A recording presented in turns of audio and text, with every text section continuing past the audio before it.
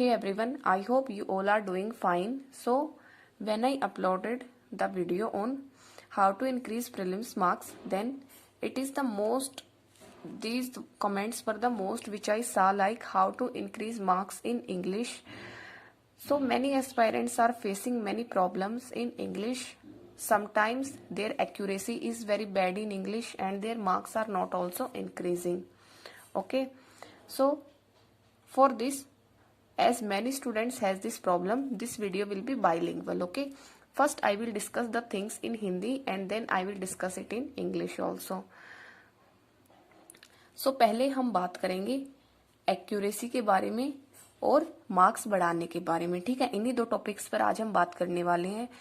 तो सबसे पहले ये वीडियो देखने से पहले आपको एक चीज करनी होगी कि आपको अपने मन में ये सोचना होगा कि जब आप इंग्लिश का मॉक टेस्ट अटेम्प्ट करते हैं, और स्पेशली ये मैं प्रीलिम्स के लिए बता रही हूँ, क्योंकि अगर मेंस के लिए वीडियो बनाऊंगी, अगर इसी में मेंस का ऐड करूंगी तो बहुत लंबी वीडियो हो जाएगी।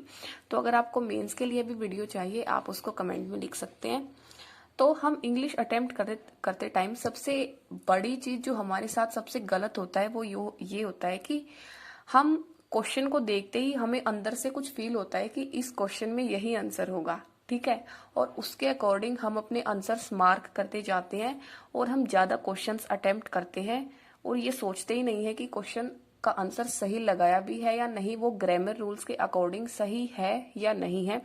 बस हमें अंदर से एक इंट्यूशन आता है कि हाँ ये आंसर सही है और हम उसी को लगा देते हैं, और इसी वजह से हमारी एक्यूरेसी बिगड़ती है और इसी वजह से हमारे मार्क्स कम हो जाते हैं। ठीक है, इन चीजों को कैसे क्लियर करना है वो भी मैं आपको बताऊंगी, लेकिन उससे पहले आपको अपने मन में ये सोच लेना है कि आज के बाद मैं कभी भी इंग्लिश के मॉक टेस्ट में अपनी तरफ से कोई तुक्के नहीं लगाऊंगा या नहीं लगाऊंगी। ठीक है, क्योंकि सबसे बड़ा रीजन यही रहता है इंग्लिश में एक्यूरेसी कम होने का।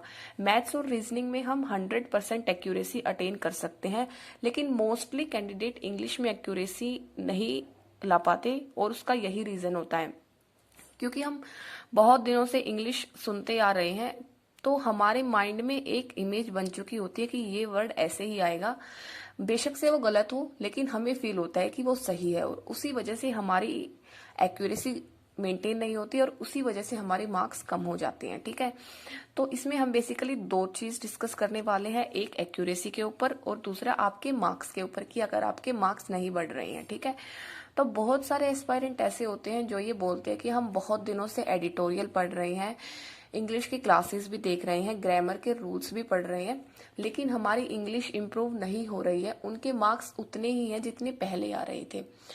तो उसके लिए भी मैं सॉल्यूशन बताऊंगी। ठीक है, और इन टॉपिक्स में जिनको दिक्कत होती है उनको कैसे कंप्लीट करना, अपने बेसिक कैसे कंप्लीट करने हैं, उनके लिए भी मैं आपको बता दूंगी। ठीक है, तो पहले हम इन टॉपिक्स पे चलते हैं, और ये सारे प्रीलिम्स मॉक टेस्ट के टॉपिक्स हैं, प्रीलिम्स एग्जाम के। तो इंग्लिश में बेसिकली ये 5 टॉपिक्स आते हैं: cloze test, sentence correction, error detection, reading comprehension and parajumbles. Okay, एक फ्रेज रिप्लेसमेंट का भी क्वेश्चन होता है, वो बेसिकली सेंटेंस करेक्शन जैसा ही होता है, हमें एक फ्रेज रिप्लेस करना होता है। ओके, सो पहले हम डिस्कस करेंगे क्लोज टेस्ट के लिए। सो क्लोज टेस्ट के लिए आपको क्या चाहिए? क्लोज टेस्ट बेसिकली वोकेबुलरी पर बेस्ड होते हैं और कई बार टेंसेस पर बेस्ड भी क्लोज टेस्ट आते हैं। तो ये बेसिकली 2 टाइप के होते हैं, एक जो ग्रामर पर बेस होगा और दूसरा जो वोकेबुलरी पर बेस्ड होता है। ठीक है, ग्रामर पर बेस्ड क्लोज टेस्ट के लिए आपको टेंसेस चाहिए। ठीक है, और अगर आपकी वोकेबुलरी पर बेस्ड आपका क्लोज टेस्ट है तो उसके लिए आपको अपनी वोकेब स्ट्रॉन्ग करनी होगी, तभी आप क्लोज टेस्ट को अटेम्प्ट कर पाएंगे, क्योंकि आपको सेंटेंस में जो बात कहना चाह रहा है उसके अकॉर्डिंग आपको वर्ड लगाना होगा। ठीक है, तो ग्रामर को अगर आप इंप्रूव करना चाहते हैं लाइक टेंसेस, तो उसके लिए आपको क्या करना है? डेली बेसिकली लाइक अगर आप आज प्रेजेंट इंडेफिनिट कर रहे हैं,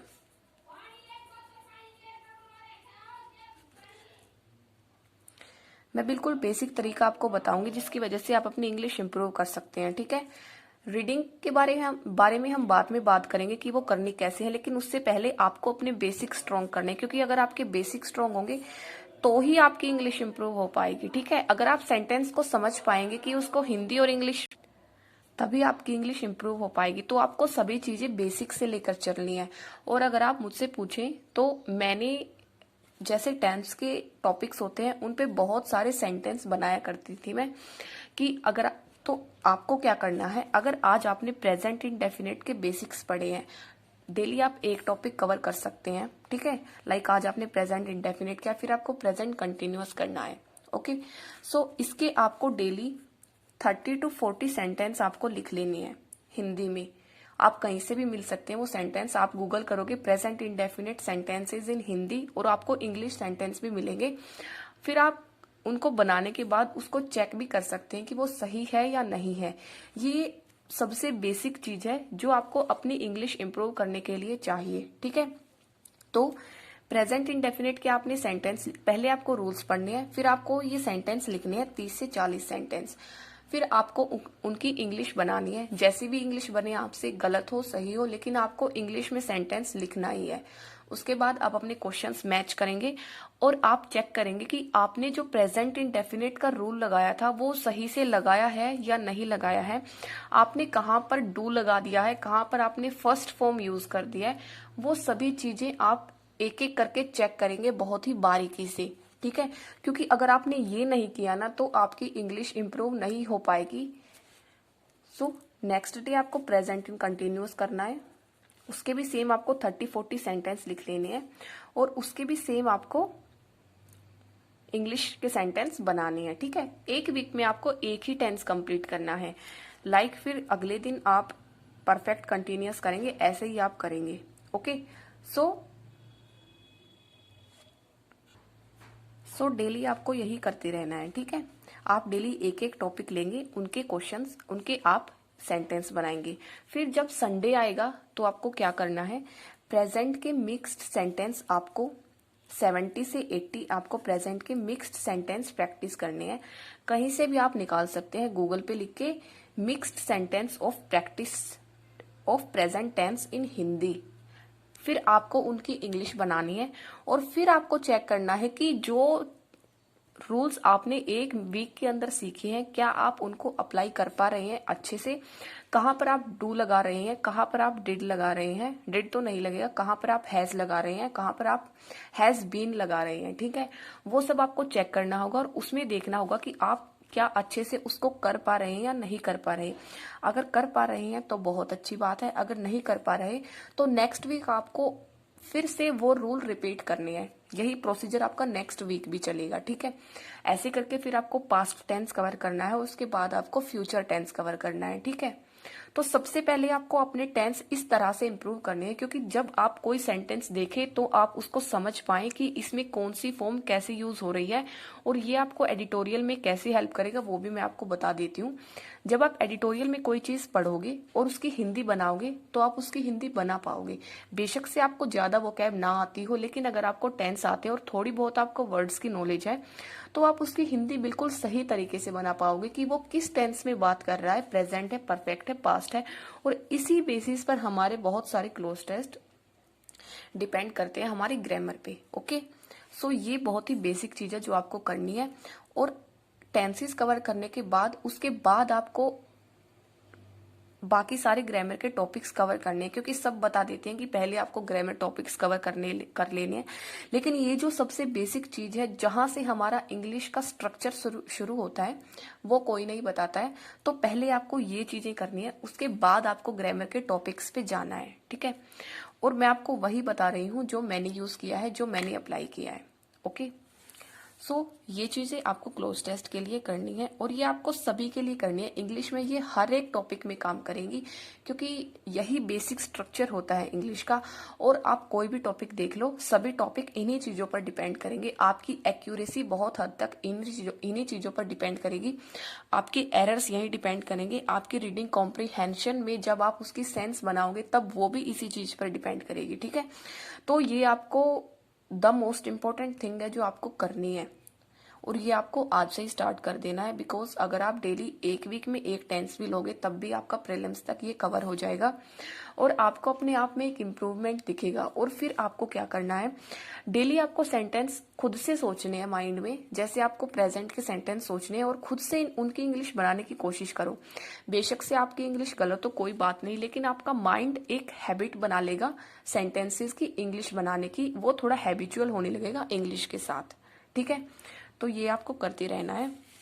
उसके बाद जो आपका सेंटेंस करेक्शन होगा, इसमें क्या होता है, इसमें बेसिकली ग्रामर पे बेस्ड टॉपिक्स होते हैं। ओके, यहाँ पर क्या करना होता है, बीच में एक छोटा सा सेंटेंस दिया होता है 4-5 वर्ड का, उसको आपको रिप्लेस करना होता है उसकी सेंस के साथ। तो इसमें आपकी इंग्लिश के सेंस और आपके टेंसेस काम करते हैं और यहाँ पर यही टेक्निक काम करेगी जो मैंने आपको पहले बताई है। ओके, इसके अलावा आप कर ही नहीं सकते हैं, टेंस के बिना आप सेंटेंस करेक्शन के क्वेश्चंस को सोल्व कर ही नहीं सकते हैं। तो बाकी सभी चीज सब बताते हैं कि आप नाउन पढ़ लीजिए, आप एडजेक्टिव पढ़ लीजिए, आप एडवर्ब पढ़ लीजिए, लेकिन ये बेसिक चीज कोई नहीं बताता कि आपको अपने टेंसेस भी इंप्रूव करने हैं, क्योंकि यही एक चीज है जो आपकी इंग्लिश को स्ट्रॉन्ग करेंगी, जो आपका बेस खड़ा करेगी। ठीक है, उसके बाद बात करते हैं एरर डिटेक्शन क्वेश्चंस की। वो आपको कैसे करना है, जब आप प्रेजेंट ये टेंसेस कवर कर रहे हो उसके साथ साथ आपको एरर डिटेक्शन के जो ग्रामर के रूल्स होते हैं वो आपको पढ़ने हैं और उसके लिए आपको ग्रामर के टॉपिक्स कवर करने पड़ेंगे, लाइक नाउन, प्रोनाउन, एडवर्ब। जितने भी ग्रामर के टॉपिक्स होते हैं वो आपको एरर डिटेक्शन के लिए कवर करने पड़ेंगे, उसके बेसिस पर ही आप एरर डिटेक्शन सोल्व कर सकते हैं। ठीक है, तो ये टेंसेस जब आप कवर कर रहे हो, अगर आप चाहो, अगर आप ज्यादा लोड, ठीक है, तो जब आप ये टॉपिक्स कवर कर रहे हैं उसके साथ, जब आप टेंसेस कवर कर रहे हैं उसके साथ ही आप इन टॉपिक्स को भी चला सकते हैं। लाइक डेली आज आपने थोड़ा सा नाउन पढ़ लिया, कल आपने नाउन के क्वेश्चंस प्रैक्टिस कर लिए, क्योंकि जब नाउन्स वाले क्वेश्चंस में जब टेंसेस यूज होंगे तो आपको आपके माइंड में ज्यादा क्लियरिटी आएगी टेंसेस की। ओके, तो ये आपको करना है, आपको डेली टेंसेस के क्वेश्चंस तो प्रैक्टिस करने ही करने हैं और उसके साथ साथ आपको, तो ये चीजें आपको करती रहनी है जब तक आपके प्रीलिम्स ना हो जाए। ठीक है, और प्रीलिम्स के बाद भी ये चीजें आपको कंटिन्यू करनी है अगर आप अपनी इंग्लिश इंप्रूव करना चाहते हैं तो। ठीक है, तो डेली आपको टेंसेस के क्वेश्चंस तो बनाने ही बनाने हैं और ये बेसिकली इसमें हाफ आवर से ज्यादा नहीं लगेगा आपको रूल्स पढ़ने में, ग्रामर टेंसेस के और उसके सेंटेंसेस की इंग्लिश बनाने में 1 आवर भी लग सकता है, लेकिन बेसिकली एंड में ये चीज बहुत काम करेगी। ओके, सो डेली आपको ये करना है। अब हम चलते हैं रीडिंग कॉम्प्रिहेंशन पे। सो रीडिंग कॉम्प्रिहेंशन के लिए आपको उसके अगर क्वेश्चन सोल्व करने हैं तो आपको क्या चाहिए, बेसिक ग्रामर चाहिए, आपको रीडिंग स्किल्स चाहिए और वोकेबुलरी चाहिए, क्योंकि उसमें 2-3 क्वेश्चंस वोकैब के भी होते हैं। ठीक है, और आप देख पा रहे होंगे कि आपकी जो ये दोनों चीजें हैं ये आपकी ऊपर ही कवर हो चुकी होंगी, वोकैब तो नहीं होगी, लेकिन आपकी जो रीडिंग स्किल्स हैं, जब आप टेंस के क्वेश्चंस बनाओगे तो उससे भी आपकी रीडिंग स्किल्स इंप्रूव होंगी और उसके साथ साथ आपको एडिटोरियल भी करना ही है। ठीक है, एडिटोरियल के लिए मैं आपको बहुत बार बता चुकी हूँ आपको कैसे करना है। एक बार आपको एडिटोरियल की एक बार में रीडिंग ले लेनी है, चाहे आपको कोई वर्ड समझ आए या ना आए। ठीक है, एक बार उसकी रीडिंग लेने के बाद आपको क्या करना है, नेक्स्ट टाइम आपको उसमें से डिफिकल्ट वर्ड्स नोट डाउन करने हैं और उनके मीनिंग्स को अपनी नोटबुक में लिख लेना है। फिर उसके बाद आपको एडिटोरियल की सेकंड रीडिंग लेनी है। सेकंड रीडिंग में आप अपनी नोटबुक से उन वर्ड्स की मीनिंग देखेंगे जिनके मीनिंग आप एडिटोरियल में नहीं जानते। उसके बाद जब आप सेकंड रीडिंग ले लेंगे, रात को सोने से पहले आपको उसी एडिटोरियल को तीसरी बार पढ़ना है और ये देखना है कि कितने वर्ड्स के मीनिंग आप रिकॉल कर पा रहे हैं और फिर से आपको जो नोट डाउन आपने वर्ड किए हैं उनको रिवाइज करना है। तो ऐसे आपको एडिटोरियल पढ़ना है और इस एडिटोरियल से आपकी रीडिंग स्किल्स और वोकेबुलरी दोनों कवर हो जाएंगी। ठीक है, तो ऐसे आपको अपनी रीडिंग कॉम्प्रिहेंशन को इम्प्रूव करना है। अब बात आती है पैराजम्बल्स की। पैराजम्बल्स के लिए भी आपको रीडिंग स्किल्स की जरूरत होती है, प्लस थोड़ी थोड़ी आपको ग्रामर की भी जरूरत होती है, बिकॉज कई बार कुछ सेंटेंसेस प्रेजेंट टेंस में होते हैं, कुछ सेंटेंसेस पास्ट टेंस में होते हैं, तो आपको समझना पड़ता है कि कौन सा सेंटेंसेस पहले आएगा। लाइक पास्ट वाले सेंटेंस क्वेश्चन में पहले यूज होते हैं, उसके बाद प्रेजेंट वाले सेंटेंसेस यूज होते हैं। तो रीडिंग स्किल्स और ग्रामर के लिए मैंने आपको ये बता दिया है। अगर जब आपकी ये इंप्रूव हो जाएंगी, आपके पैराजंबल के क्वेश्चन आपको बहुत इजी लगने लगेंगे, ठीक है।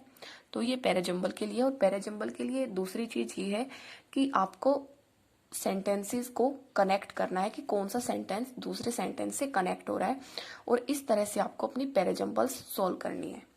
ओके, सो यही है कैसे आपको अपने इंग्लिश के मार्क्स इंप्रूव करने हैं। आप इसका स्क्रीनशॉट भी ले सकते हैं अगर आप चाहें तो। मैं एक बार से दोबारा बता देती हूँ, डेली, और ये आपके डेली के टारगेट्स रहने वाले हैं, और आपको ये 2 मंथ के लिए करना है, और आपको अपने आप फर्क दिखने लगेगा कि हाँ टेंस डेली करने हैं आपको 30 से 40 सेंटेंस। संडे को आपको क्या करना है, मिक्स टेंस करने हैं 70 to 80 सेंटेंसेस। ओके, दूसरी चीज आपको क्या करनी है, रीडिंग करनी है, और तीसरी चीज आपको क्या करनी है, 1 ग्रामर टॉपिक। बिकॉज इंग्लिश एक बहुत बड़ा रोल प्ले करता है सिलेक्शन में। लाइक जिनकी इंग्लिश होती है उनको एग्जाम में हमेशा से एक एज मिलता है, क्योंकि मैथ्स और रीजनिंग का लेवल सबका एक जैसा ही होता है, आपने बहुत बार सुना भी होगा। लेकिन मेन जो डिफरेंस पैदा करता है वो इंग्लिश ही पैदा करेगा लास्ट में। अगर आपका मैथ्स और रीजनिंग में भी आप 35 आउट ऑफ 35 ले आते हो तो आपके 70 मार्क्स तो ऐसे ही हो गए। तो फिर आप सोचो, अगर आपके इंग्लिश में भी 20+ मार्क्स आ जाएं तो आपका कोई भी प्री कभी नहीं रुकने वाला। और अगर आपके मैथ्स और रीजनिंग में एवरेज है, लाइक आपकी मैथ्स में 25 मार्क्स आते हैं, रीजनिंग में इजीली 30 आ जाएंगे, तो 55 ये हो गए। और अगर आपकी इंग्लिश अच्छी है, सोचो अगर आपके 20 नंबर भी आ गए तो भी आपके 75 नंबर्स आ रहे हैं प्रीलिम्स में। तो इंग्लिश एक बहुत बड़ा रोल प्ले करेगा।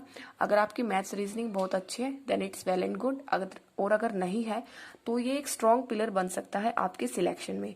और ये जो टारगेट्स हैं, अगर आप इनको डेली 2 मंथ्स के लिए फॉलो करोगे तो इसी वीडियो के नीचे दोबारा 2 मंथ्स में आके आप मुझे अपनी प्रोग्रेस बता सकते हो, और मैं डेफिनेटली कहना चाहूंगी कि आप डेफिनेटली इम्प्रूव करोगी, क्योंकि ये जो टेंस वाली चीज है ये सबसे बेसिक चीज है, और इसको बहुत कम लोग जानते हैं कि ये भी करना मोस्ट इम्पोर्टेंट होता है।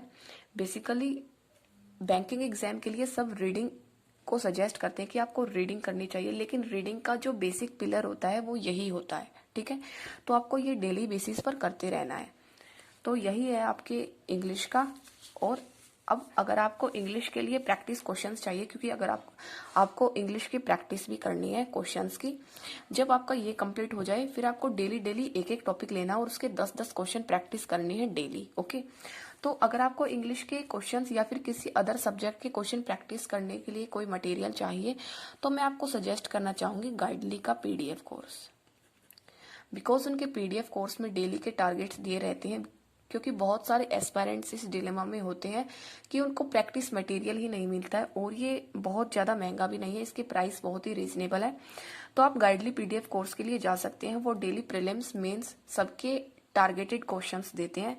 प्लस जब आप अपने मेंस की प्रिपरेशन करोगे तो जनरल अवेयरनेस के लिए गाइडली में वीकली टेस्ट अभी उन्होंने लॉन्च किए हैं, और वो वीकली बेसिस पर हर मंथ के वीकली टेस्ट आपके होते हैं, और उसमें 2 टेस्ट होते हैं, ठीक है। और उसका स्मार्ट एनालिसिस बहुत अच्छा है, वो आपको ये भी बताता है कि आपको कौन सा टॉपिक कवर करना है जो आपका वीक है, और उस टॉपिक में से कौन से क्वेश्चन एग्जाम में आ सकते हैं, ये तक वो टेस्ट आपको बताता है। जब आप एनालिसिस करते हो आपको उस टॉपिक के क्वेश्चंस में मिलते हैं कि ये एक्सपेक्टेड क्वेश्चंस हैं इस टॉपिक में, और आपका ये टॉपिक वीक है। ओके, सो ये उनका जनरल अवेयरनेस का कोर्स है। और अगर आपके पास उनका प्री प्लस मेंस का बंडल है तो ये आपको फ्री मिलने वाला है 15 जून तक। और प्लेटिनम मॉक टेस्ट यूजर्स के लिए भी ये फ्री है 15 जून तक। अगर आप 15 जून तक ये PDF कोर्स ले लेते हैं तो ये आपको साथ में फ्री मिल जाएगा। उसके बाद ये पेड हो जाएगा, और बाकी जिनके पास कोई भी कोर्स नहीं है तो उनके लिए ये पेड ही है। और मैं आपको लिंक दे दूंगी डिस्क्रिप्शन में, अगर आप वहां से बाय करेंगे तो आपको 12% डिस्काउंट भी मिल जाएगा, ठीक है, मेरा कोड यूज करके। सो ये आपको इंग्लिश के लिए करना है। बेसिकली मैंने सभी चीजें बता दी हैं, ओके, ये आपको डेली के ये जो टारगेट्स हैं करने ही करने। और मैं दोबारा से कह रही हूँ, आज से आपको अपने मन में सोच लेना है कि आज के बाद मैं कभी भी ग्रामर रूल्स को याद किए बिना इंग्लिश में कभी भी कोई भी क्वेश्चन मार्क नहीं करूंगा या करूंगी। बेशक से आपका इंग्लिश में एक भी नंबर ना आए, लेकिन आपको कभी भी अपनी एक्यूरेसी को खराब नहीं करना है, ठीक है। ये उनके लिए जो इंग्लिश में बहुत सारे क्वेश्चंस अटेम्प्ट करते हैं, लाइक 27, 28, 25 क्वेश्चन अटेम्प्ट करते हैं, और लास्ट में उनके 10 या 12 क्वेश्चन ही सही होते हैं और बाकी के सारे क्वेश्चंस गलत होते हैं। तो उनके मार्क्स अपने आप ही 5 या 6 के करीब आएंगे, उससे भी कम आएंगे। सो ये उन लोगों के लिए है। और अगर आप भी ऐसी गलती करते हैं तो आपको भी आज से अपनी एक्यूरेसी पर फोकस करना है। आपको बिना ग्रामर रूल्स को अपने माइंड में रिमाइंड किए कोई भी क्वेश्चन मार्क नहीं करना है, ठीक है। आपको समझना है कि उस क्वेश्चन के पीछे का लॉजिक क्या है। सो आई थिंक इस वीडियो के लिए इतना ही है। Now we will start it in English because many aspirants are very confused because videos are not available in English. So I have thought of making bilingual videos because many South Indian aspirants are there on my channel and they keep commenting like we can't understand Hindi and please make the videos in English. So this is the step which I have taken, okay. And today we will discuss how to increase marks in English for prelims. And if you want video for mains also, then I will make video in mains for mains also, because if I add mains in this video then it will be very lengthy, okay. So we will discuss for all the topics of English like cloze test, sentence correction, error detection, reading comprehension and para jumbles, okay. And then we will discuss about accuracy also. But before starting the video, I want you all to make a promise to yourself that many times it happens that our mind gives us some hints that when we are reading a English question, our mind gets some hints that this is the error in this question, this word can fit in this cloze test. These type of hints are always in our mind when we are reading English questions, and based on that intuitions we mark the answers, but we don't have to do it. We should not do it. So before starting the video, I want you all to make a promise to yourself that we will not mark any question without knowing the logic of that answer which is hitting in our mind, okay. So make a promise to yourself that you won't mark any question without the logic, okay. So this is the main thing where your accuracy goes down, because we keep marking the questions and we attempt many questions, but at the last only 10 to 15 or 12 questions are right and many questions are wrong. So here our accuracy also decreases, plus our marks also decreases, and this is the worst thing which can happen, because English requires severe attention, okay. So we will first start from cloze test, how you have to prepare. So for cloze test, it is based on grammar and vocabulary, okay. So for grammar, what you have to do, you have to do a basic thing which is tenses. You have to improve your tenses, and with tenses what you have to do, like today you have taken present indefinite tense, okay. So what you can do is just read the rules of present indefinite tense and try to make the sentences, okay. Like think of any sentence in your mind and then try to make, like if you are from Telugu language or Malayalam language, write down the sentence in your own language and then try to translate in English, okay. You have to do 30 to 40 questions of tenses daily, and then check if you have used the form of verbs in a correct manner, if you have used do in the correct manner. So check the sentences after that, and you have to do it for 1 week. Like for 1 week you have to take present tense, and then on Sunday what you have to do, you would have covered all four, like present indefinite, present continuous, present perfect continuous, okay. So all these tenses. Then on Sunday what you have to do, practice mixed questions of present tense only, because in this week you have only covered present tense. So practice 70 to 80 mixed questions of present tense, write the sentences in your own language and then try to translate them in English. So this is what you have to do for tenses. And when you improve your tenses, your reading comprehension will automatically improve, and I will tell it here. When we reach here, I will tell you how it will affect your reading comprehension and how it will affect your reading skills also. Now we will move to sentence correction. So sentence correction questions are basically based on grammar, and if you do these things, your grammar will automatically improve, and then you will be able to solve correct questions of sentence correction. Okay, so this is what you have to do for sentence correction. Now we will move to error detection questions. So for error detection questions, you need to cover these topics like noun, pronoun, adverb, adjective. Okay, so when you are doing these present tenses, you have to practice one topic of noun, then you have to practice questions of noun, and when you are practicing questions of noun, there will be the sentences in which grammar is used. Like in any sentence, has will be used, is plus verbs first form will be used, and then you will recall these tenses word, and it will be your double profit, because you will recall the tenses rules also, and you will be able to solve the noun practice questions also, and you will be able to apply the noun rules also. So it is double profit. If you practice tenses, you will be able to understand the meaning of the sentence also. Okay, so this is what you have to do. You have to take the grammar topics along with the tense practices. Okay, then we will move to reading comprehension.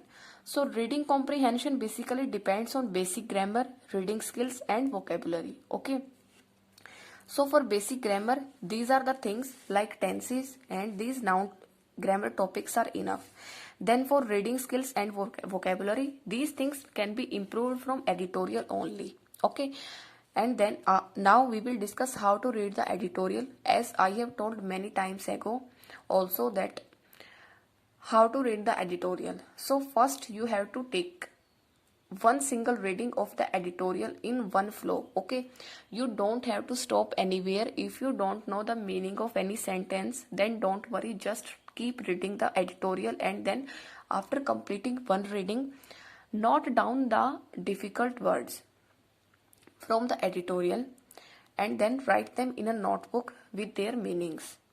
Then you have to take the second reading of the editorial, and this time you have to see the meaning of the words which are difficult from your notebook. You can take reference. Then you will be able to understand the meaning of the editorial. And one more thing is that there is no need to read 2 to 3 editorials in one single day. If you read properly, one editorial is enough for one day. Then what you have to do, when you are sleeping, so before sleeping, read that editorial third time. And when you are reading it in third time, it will take very less time because you are reading it for third time. This time, try to analyze how many words meanings you are able to recall when you are reading the editorial, and then before sleeping, revise those vocab words which you have noted down in your notebook again. Okay, and then next day when you will start the editorial, try to revise the previous day's word and then start the next editorial. So you have to do it daily, and this is the way to read the editorial in a very good manner. And many aspirants take the editorial classes of many teachers, but I would not recommend any editorial class, because when you are sitting in the exam hall, no teacher is going to help you to read the editorial. You have to read the RC by yourself. Okay, so I would not recommend any editorial class. You can go for basic grammar class, mains level questions classes, but I will not suggest you to go for editorial classes, because you have to improve your reading skills. You will be the one who will be sitting in the exam hall, who will deal with the reading comprehension questions. So you have to make yourself habitual of this at home also. Okay, so by reading editorial, your reading skills and vocab will also improve, and then your reading comprehension will also improve when you are reading the reading comprehension, and after analyzing, you will find the answers of the reading comprehension questions. Now we will move to para jumbles. So in para jumbles, two things work. First is reading skills and another is grammar. So for reading skills, this editorial will work here, and for grammar, The above things which I have told you will work here, like daily tenses practice plus daily one grammar topic practice. Okay, and how grammar works: sometimes in parajumble questions some past tense sentences are given and some present tense sentences are given, and we have to set them according to their timings, like in chronological order. So their grammar works. Okay, so this is what you have to do. You can take the screenshot of this page also. And now we will move to daily targets which you have to do daily till your exam, till you clear the exam. You have to do these things daily if you want to improve your English and your marks in English.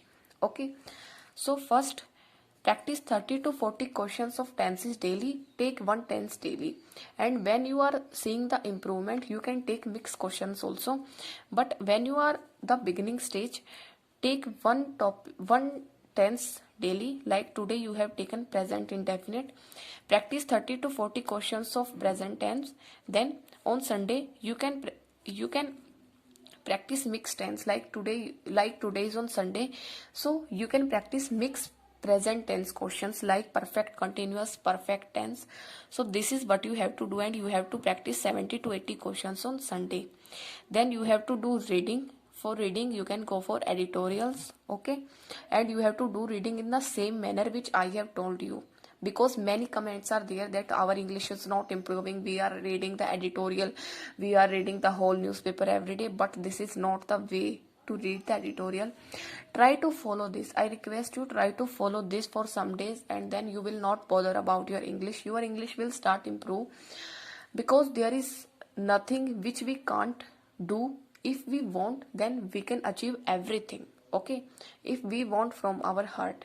So then you have to cover one grammar topic daily and practice the questions of grammar topic, like 10 to 20 questions. Okay, you don't have to cover one topic, like today you have covered noun, then tomorrow you will cover pronoun. No, take your time.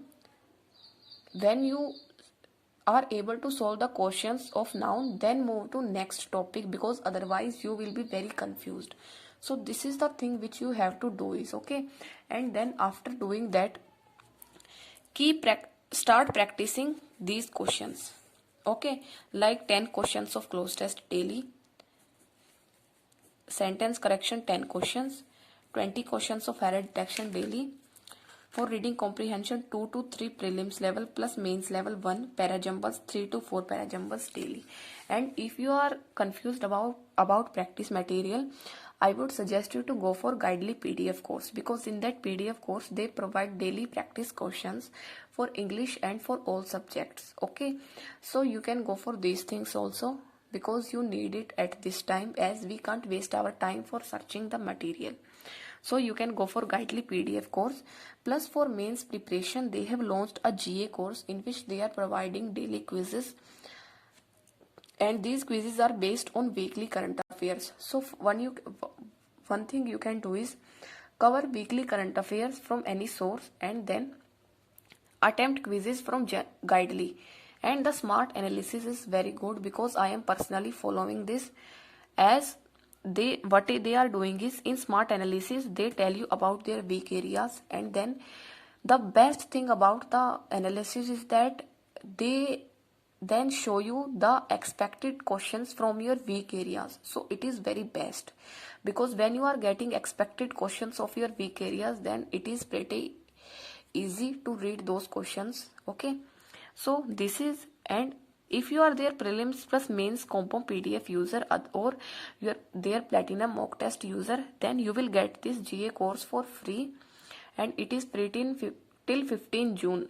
After that you have to buy it. Okay, so I will give you link in description for this GA course also, and by using my code you will get extra 12% discount. So this is the thing. Okay, and basically I personally like this GA course very much, so you can go for this, because the analysis is very good. So this is the thing which you have to do for increase your marks in English. And one more thing, and it is the most important thing, that believe yourself. Believe that yes, my English is improving, I am very good at English.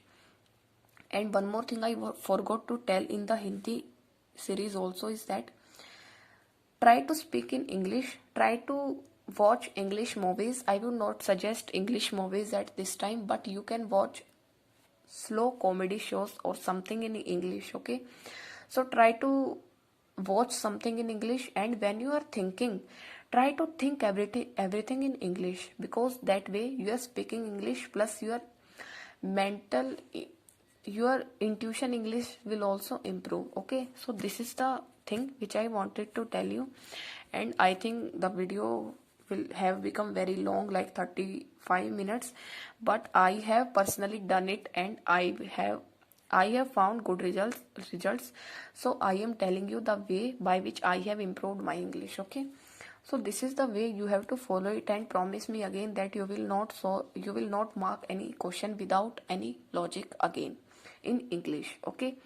So that's all. Thank you. Have a nice day, and I wish you all the best for the upcoming exam. I really hope that you get the job this year, okay? So thank you. God bless you.